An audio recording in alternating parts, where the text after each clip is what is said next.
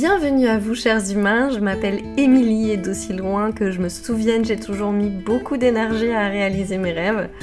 Aujourd'hui, à travers le yoga et la thérapie, j'accompagne celles et ceux qui le souhaitent à oser rêver, oser réaliser leurs rêves, mais plus simplement, oser être elles-mêmes, oser vivre pour elles et non à travers le regard des autres ou les conventions.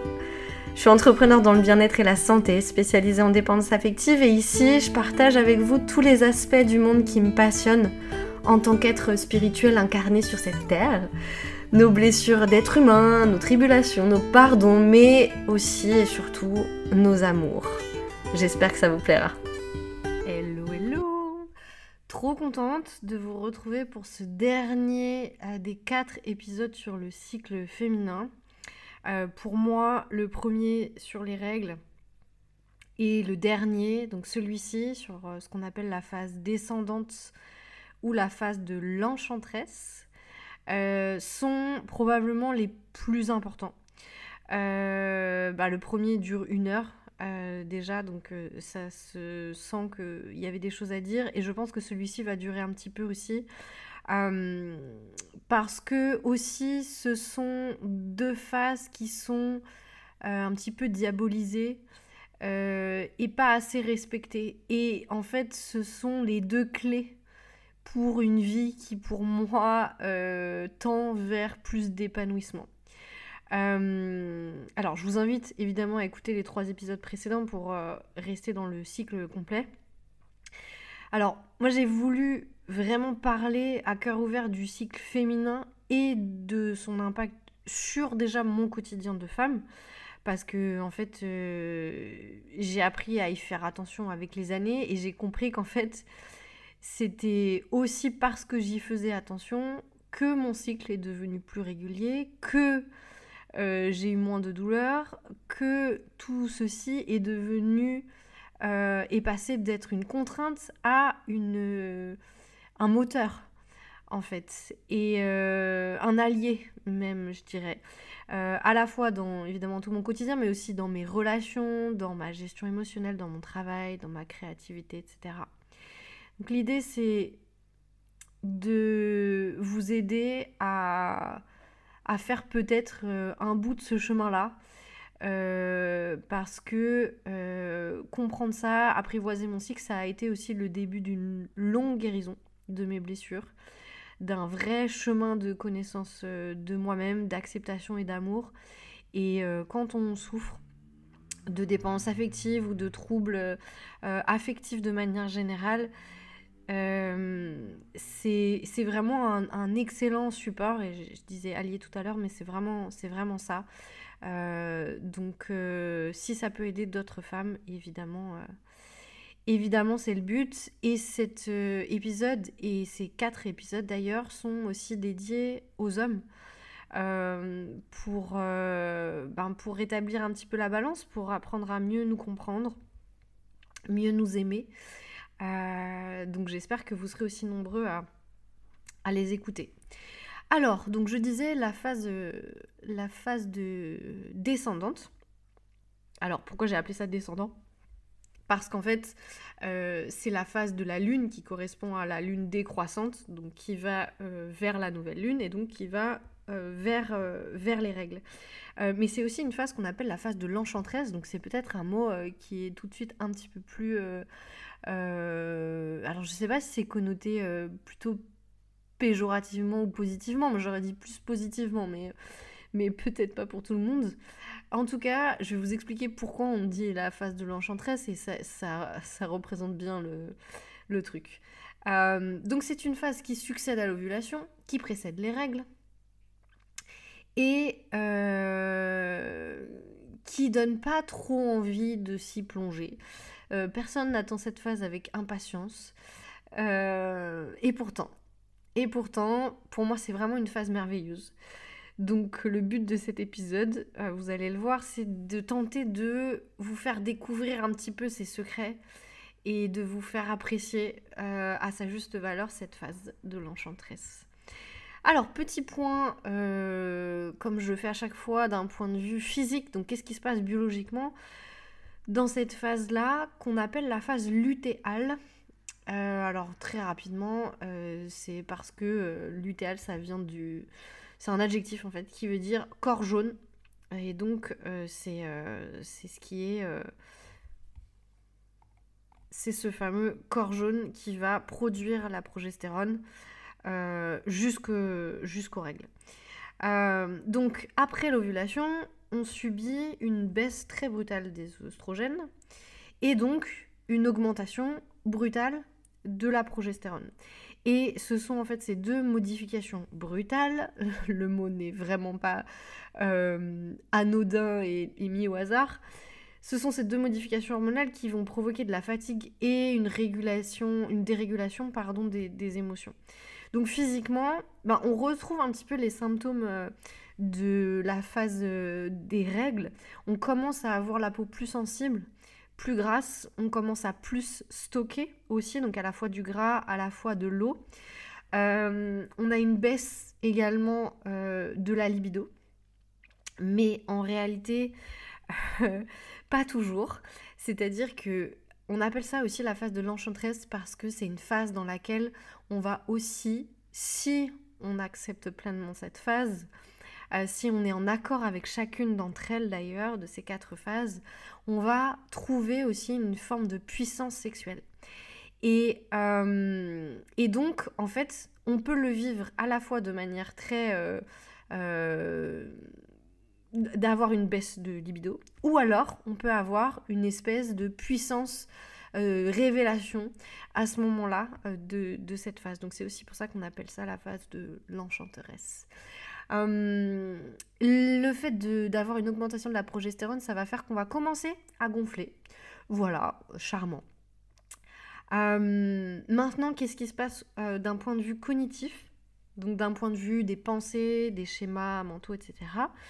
C'est une phase dans laquelle on va avoir des difficultés à organiser ses pensées, à y voir clair. C'est une phase dans laquelle on va commencer à remettre les choses en question, à douter. On va être un petit peu dans le brouillard. Donc attention si vous souffrez de dépendance affective parce que c'est le moment aussi où vous allez être beaucoup plus sensible aux techniques de manipulation. Parce que le principe des techniques de manipulation, c'est justement de vous faire douter. Et pendant cette phase-là, vous allez y être encore plus sensible. C'est une phase dans laquelle on a des difficultés à prendre des décisions. On a des pensées de dévalorisation qui commencent à prendre un petit peu plus de place et plus de difficultés à les contrecarrer. Donc, comme je disais dans un des épisodes précédents, nos pensées automatiques et qui sont fondées sur nos schémas, nos croyances et souvent nos blessures vont prendre plus de place et ça va être plus difficile d'utiliser ce qu'on appelle la métacognition, donc notre capacité à mettre de la pensée sur nos pensées. Pendant la phase ascendante et pendant la phase de l'ovulation, quand on a des pensées automatiques comme ça de dévalorisation qui arrivent, c'est plus facile de ne pas s'y accrocher. Mais pendant cette phase-là, de l'enchanteresse, ces pensées négatives, ces pensées dévalorisantes, elles sont généralement prises au premier degré et on s'y identifie beaucoup plus facilement. Il faut savoir aussi que ces pensées négatives, elles se dirigent contre nous, mais elles se dirigent aussi contre les autres. Donc on se sent plus irritable, plus agacé, on est moins tolérante. On va y revenir dans la partie sociale. Alors ça c'est personnellement et pas que j'ai observé ça, donc ça m'intéresse vraiment d'avoir vos retours là-dessus. N'hésitez pas à me dire si vous n'êtes pas du tout concerné par ça ou au contraire si, sachant qu'il y a vraiment une très grande différence dans les ressentis de manière générale, donc physique, pensée, émotion, etc. Quand vous avez des cycles naturels et quand vous n'avez pas de cycle naturel. Voilà. J'ai arrêté, j'ai très peu pris la pilule dans ma vie et je l'ai arrêté définitivement, je pense que j'avais 24 ans. Donc forcément, la sensibilité à toutes ces choses-là, elle est beaucoup plus forte quand on n'a plus toute cette chimie. Maintenant, d'un point de vue émotionnel. Alors, vous savez, moi je travaille beaucoup avec la thérapie cognitive, donc on place les pensées au cœur du système de la personne. On va dire, en tout cas, on sait que les pensées, elles déclenchent des émotions. Et en fait, lorsque nos pensées elles sont confuses, lorsqu'on doute, lorsqu'on remet facilement les choses en question, bah forcément, les émotions qui vont accompagner tout ça, elles font pas rêver quoi. On est sur l'augmentation de l'anxiété, on est plus encline aux crises d'angoisse. Le fait qu'on ait des pensées dévalorisantes qui soient plus difficiles à contrecarrer, on va être plus sensible à la tristesse, peut-être ressentir plus de honte, plus de culpabilité. Attendez, j'ai pas fini. Ensuite, comme on manque peut-être un petit peu de tolérance, on peut être un petit peu agacé aussi des autres. On va avoir des pensées de jugement qui vont entraîner de la colère. Donc envers les autres, mais envers soi-même aussi. On a un niveau de stress qui est généralement plus élevé parce que on se sent beaucoup moins capable de faire face aux petits tracas quotidiens et aux plus gros obstacles que nous propose la vie aussi. Et en fait, des toutes petites choses peuvent nous mettre dans des états pas possibles. Et ça, c'est vrai, enfin, je veux dire, c'est hormonal, les meufs, quoi. Et ça, ce serait bien que ce soit entendu. Maintenant, comme je le dis, et je pense que je l'ai répété assez dans les podcasts, j'espère en tout cas dans les épisodes, c'est que plus vous allez accepter, accueillir chacune de ces phases, et vous allez voir comment vous allez pouvoir faire avec celle-ci, je vais vous expliquer, plus ça va être smooth. Moins vous allez être en résistance par rapport à tout ce qui vous arrive de difficile, d'inconfortable. Plus vous allez tirer profit vraiment de ces phases-là. Mais j'espère que je le répète assez parce que vraiment pour moi c'est vital et c'est pour ça que je fais ces épisodes. Bref, on est plus sensible, donc émotionnellement, mais aussi on est plus sensible sensitivement. C'est-à-dire qu'on est plus sensible au bruit, on est plus sensible aux odeurs, on est plus facilement incommodé, gêné. Et donc là aussi, ça peut générer des émotions. Le fait d'être un peu perturbé dans nos sens, ça va générer des pensées déjà et puis des émotions. Donc oui, je sais, c'est pas super glorieux, on n'en est pas encore à la phase où je vous fais rêver, mais vous inquiétez pas, ça va venir. Au niveau social, alors, plus on avance dans cette phase, plus il devient difficile de supporter les autres. Bon, allez, je parle de moi. Vous me dites si vous êtes d'accord ou pas. On va dire que j'ai un côté asocial qui est de plus en plus assumé avec les années, d'avoir traité ma dépendance affective, donc d'être passé d'un attachement très insécure, anxieux, à un attachement sécure. J'aime vraiment beaucoup passer du temps seul, j'en ai vraiment besoin, et j'en assume encore plus le besoin. Donc en fait, moi je profite vraiment beaucoup de cette phase de l'enchanteresse, cette phase descendante. Je profite vraiment aussi pendant mes règles. Et je me rends compte que c'est assez évident. Le besoin de m'isoler, il est plus... En fait, il se manifeste de manière extrêmement claire. Et je n'y résiste plus, en fait. Et ça joue aussi sur le virtuel. C'est-à-dire que, bon, vous voyez, je crée un peu de contenu, j'essaye d'être un peu présente sur Instagram et tout. C'est une phase où c'est plus difficile pour moi, beaucoup plus difficile. Et c'est chiant parce que, je vais y revenir juste après, mais quand on est entrepreneur comme ça, et que on nous dit que l'entrepreneuriat ça fonctionne pour les gens qui sont réguliers. Moi en fait j'ai jamais réussi à être régulière. C'est un truc, c'est comme ça.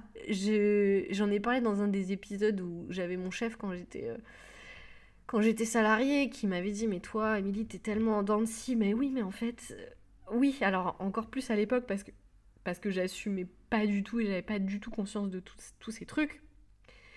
Mais en fait, encore aujourd'hui, c'est pas parce que vous acceptez votre cycle que votre cycle il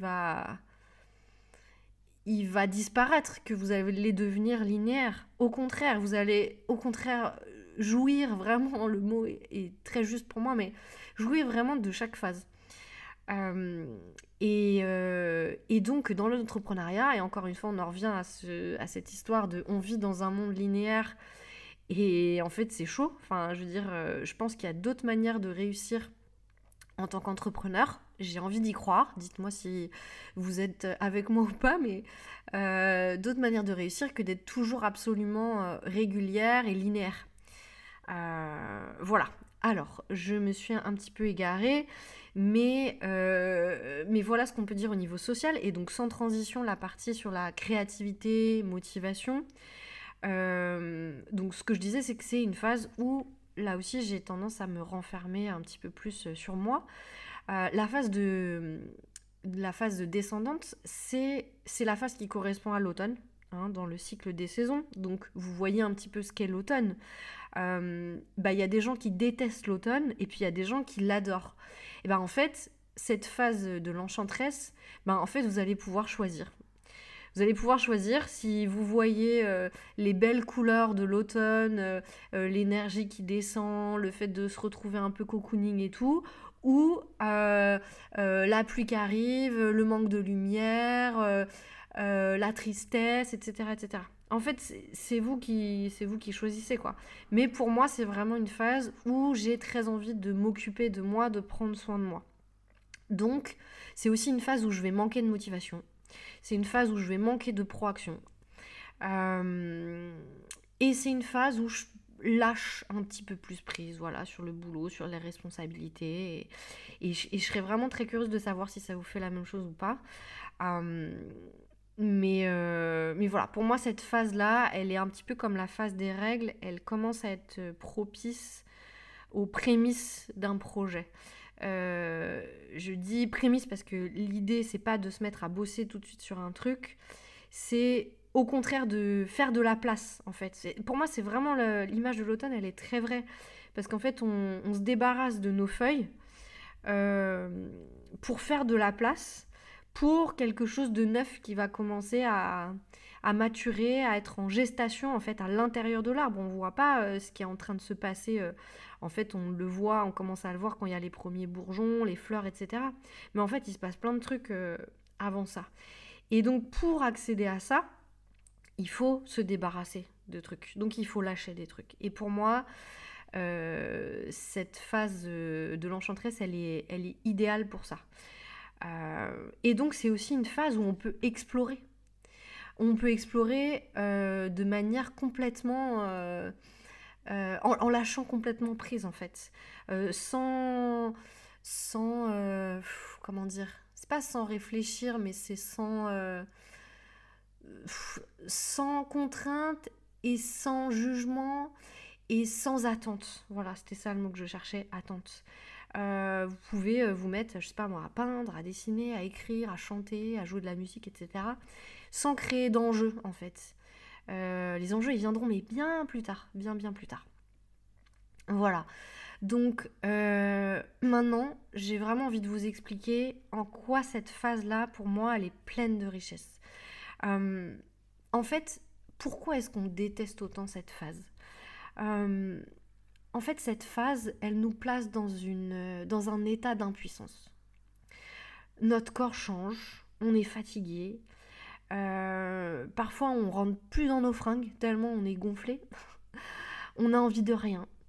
Alors qu'en fait, il y a toujours 1 million de trucs à faire. Il faut qu'on soit à 1 million d'endroits différents. Enfin bon, ça n'arrête pas. Et en fait, cette phase-là, elle va à l'encontre de notre vie, en fait. Elle va à l'encontre de notre quotidien qui, jusqu'ici, en tout cas en apparence, était sous contrôle. Et la phase de l'enchantresse, elle va nous mettre face à une réalité qui est que on ne peut pas tout contrôler. C'est une phase de lâcher prise. Vraiment, on est dans l'arbre qui perd ses feuilles. Et encore une fois, dans nos vies qui sont linéaires, dans une société basée sur l'action, sur la performance, sur la compétition, où il est valorisé à l'extrême que d'être sous l'eau. C'est super d'être sous l'eau. Ah, je suis sous l'eau, je suis débordée, je suis occupée professionnellement. La semaine prochaine, j'ai 2 anniversaires, une crémaillère le même jour, je pourrais pas être là. Enfin, voilà. Dans ce monde-là, c'est impossible de ralentir en fait. Il faut... En tout cas, c'est impossible de ralentir sans le vouloir vraiment. Et cette phase de l'enchanteresse, elle est là pour ça. Elle est là pour vous rappeler ça. Et j'en ai parlé dans l'épisode sur les règles. Ça tient qu'à nous. De connaître ça et de mieux l'apprivoiser. Et ça tient pas qu'à nous. C'est-à-dire que ça tient aussi à la responsabilité de la société de faire bouger les choses et de sortir de ces injonctions pourries. Du toujours plus efficace, toujours plus productif, toujours plus rapide, toujours plus efficient, etc. etc., etc. Donc la phase de l'enchanteresse, ou de l'ensorceleuse. En fait, tout à l'heure j'ai parlé de l'énergie sexuelle. C'est l'énergie sexuelle, mais c'est aussi beaucoup basé sur l'énergie de la séduction. Et c'est pour ça que c'est une phase qui fait peur. Et je suis en train de me dire, en vous disant ça, qu'en fait c'est peut-être aussi pour ça, alors c'est peut-être de la parano ou je sais pas quoi, mais le fait que on soit... En fait, on nous empêche d'aller chercher cette phase, c'est aussi parce que cette phase, elle fait peur. Si vous lisez les bouquins, du coup, de Miranda Gray et puis d'autres que j'avais cités dans le premier épisode, euh, en fait, en fait la femme, elle est vraiment dans sa pleine puissance à ce moment-là, et donc elle peut faire peur aux hommes parce que c'est elle qui peut choisir d'en faire quelque chose de beau dans l'amour ou d'en faire quelque chose de destructeur en fait. Et peut-être que quelque part, ces sociétés dans lesquelles on vit, ben, elles nous empêchent d'accéder à ça parce que ça fait trop peur aux mecs, parce que ces sociétés, elles sont faites par des mecs. Donc euh, ça fait trop peur aux mecs de... Peut-être je vais trop loin dans mon délire, hein, mais ça leur fait trop peur de se confronter à ça en fait. Et donc c'est aussi un moyen de nous cadenasser quelque part. Bref, du coup on va peut-être pas se laisser complètement faire. Et pour pas se laisser faire, et je vais digresser un tout petit peu encore, en fait, c'est pour ça que j'ai du mal à rejoindre certains combats féministes, parce que justement, en fait, c'est pas dans le combat pour moi. En fait, le combat féministe, c'est utiliser les armes du yang, les armes du masculin, et moi, ça me va pas. La manière, je pense, dont il faut retrouver du yin dans nos sociétés et dont il faut valoriser les femmes, c'est justement en utilisant nos qualités de yin. Et donc ça passe par ralentir, ça passe par écouter, ça passe par l'amour, ça passe par le don, etc. etc. Bref, j'arrête la digression. Donc il faut accepter de ralentir dans ces phases-là. Il faut accepter d'écouter vraiment son corps. Parce que c'est cette phase qui va nous apprendre à lâcher prise sur tout, en fait. Et pas que dans cette phase-là, c'est cette phase qui va nous permettre d'apprendre à lâcher prise dans l'ensemble de notre vie. Et ne me dites pas qu'on n'a pas besoin d'apprendre à lâcher prise, parce que je pense que c'est ce que, surtout en tant que femme, et je pense que c'est ce qui est un des plus grands challenges de notre quotidien. Cette phase de l'enchanteresse, elle nous apprend à accepter. Elle nous apprend à mieux gérer nos frustrations. Elle nous apprend à accueillir les changements qui surviennent dans nos corps, mais aussi dans nos vies. Le fait que nos enfants grandissent, le fait que nos grands-parents, nos parents disparaissent, le fait que nos amis s'éloignent, etc. En fait, dans le cœur de cette phase-là, il y a tout ça. Chaque phase du cycle, c'est en fait un espèce de microcosme, peut-être le mot n'est pas juste, mais c'est une mini-version de la vie, en fait. Et c'est pour ça que apprendre à surfer un peu cette vague, apprendre à développer cette capacité d'adaptation, d'acceptation, Elle nous sert pas que pour les phases du cycle, elle nous sert pour notre vie en général en fait. Et bien sûr, la phase de l'enchanteresse, c'est la phase où on prend soin de nous. Vraiment. Vraiment, c'est une phase où on a besoin de prendre soin de nous. Il y a des moments dans le cycle où je l'ai dit, on valorise plutôt le don de soi.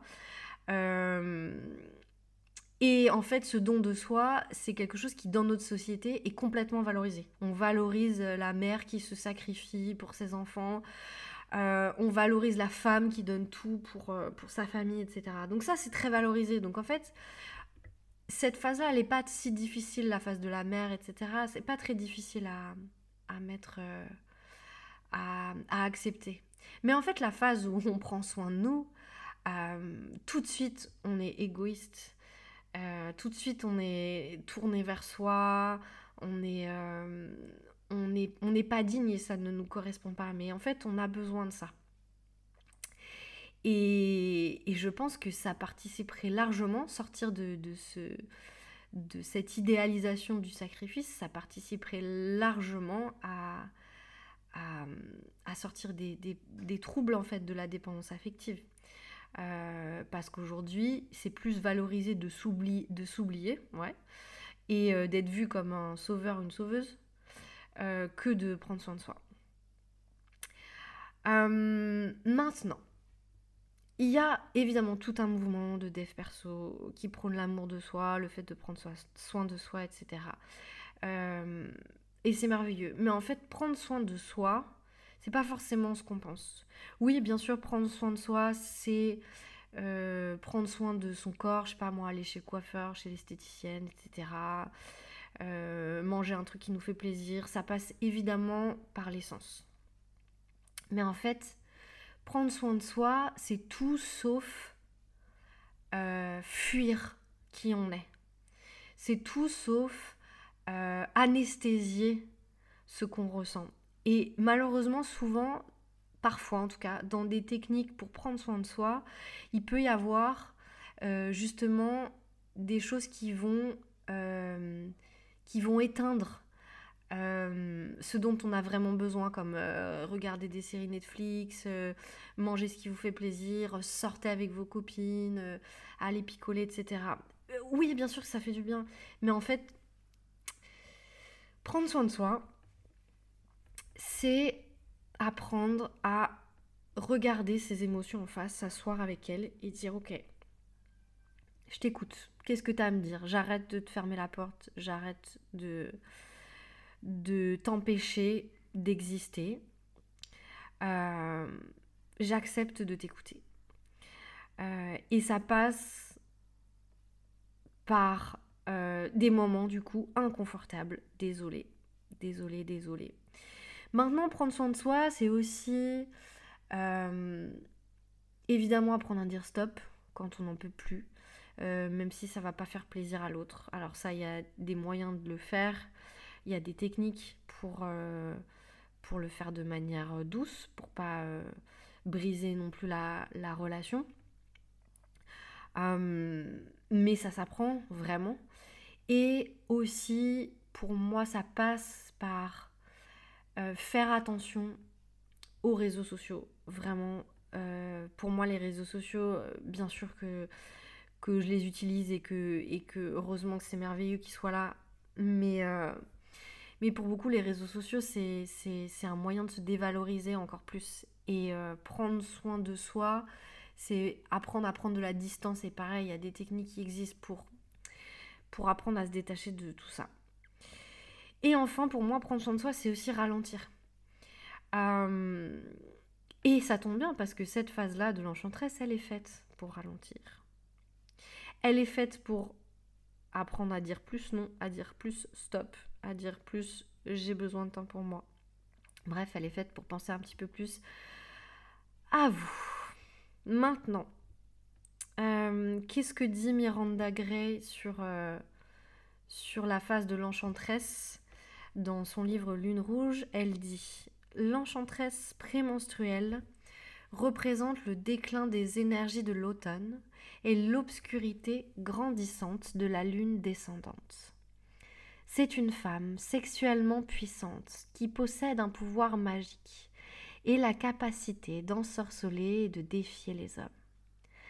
Elle est soit belle, soit laide, et dépeinte dans les récits comme possédant la faculté d'utiliser son corps et la sexualité comme élément de son ensorcellement. Voilà, donc elle est là, la puissance dont je parlais tout à l'heure, qui n'est pas forcément... qui ne saute pas aux yeux quand on est dans cette phase, hein. Quand on est déjà avec une bouillotte sur le ventre, de l'acné qui commence à arriver, beaucoup de colère, etc., on n'est pas forcément au clair avec l'idée de sa puissance sexuelle, mais encore une fois, c'est en apprenant à accueillir ces phases qu'on va s'y retrouver. Voilà les filles et les mecs, parce que j'espère que vous avez été aussi nombreux à m'écouter. On arrive au bout de cette série d'épisodes, j'espère vraiment que ça vous a plu. Si c'est le cas, partagez sur les réseaux, partagez aux femmes, partagez aux hommes pour qu'on puisse collaborer, cohabiter de mieux en mieux entre hommes et femmes, et puis laisser une bonne note si possible sur ce podcast pour m'encourager à continuer, et à bientôt. J'ai pris beaucoup de plaisir à enregistrer cet épisode, alors j'espère que vous avez pris au moins autant de plaisir à l'écouter. Si c'est le cas, partagez-le à vos proches, parlez-en autour de vous. Le but de ce podcast, c'est vraiment que le partage se propage au-delà de la simple écoute et crée du lien entre les humains. Merci et à très vite.